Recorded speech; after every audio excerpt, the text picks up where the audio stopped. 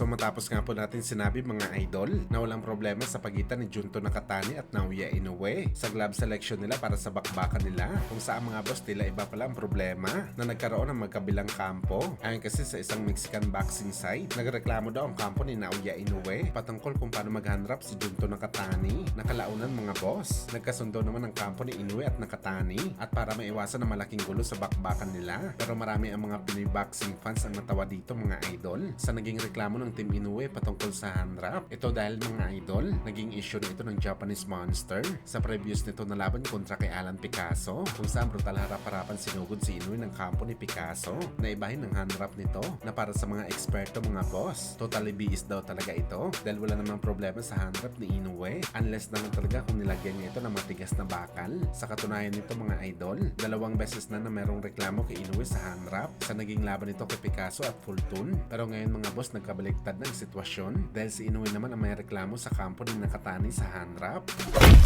Samantala matapos nga po mga idol, magbigay ng prediction ng ating Filipino Flash Tonito Donaire Jr. sa laban ni Junto Nakatani at Naoya Inoue, kung saan mga idol ayon kay Flash, either way daw posible nila makuha ang panalo sa knockout. Ganito rin mga idol ang naging prediction ni Ramon Cardenas, 50-50 fight daw ang laban ng dalawang Hapon. Pareho daw kasi sila mga idol na merong kapasidad na saktan ng isa't isa sa kanila sa bakbakan. Hindi naman nagbigay ng prediction ng ating pamansang kamao Manny Pacquiao para sa laban ni Inoue at Junto Boy. Pero kahit walang reaction si Pacman dito mga boss, malamang isa lang talagang sasabihin nito sa kanyang prediction. Knockout win para kay Naoya Inoue. Bukod kasi sa personal na paborito ni Pacman si Inoue bilang isang boxer ngayon. Nauna na po na sinabi ni Pacman na sa ngayon daw walang makakatalo kay Inoue sa kanyang dibisyon. Ito ang naging basihan natin mga boss kung bakit papanig talaga si Boss Manny kay Inoue kalaban si Junto Nakatani.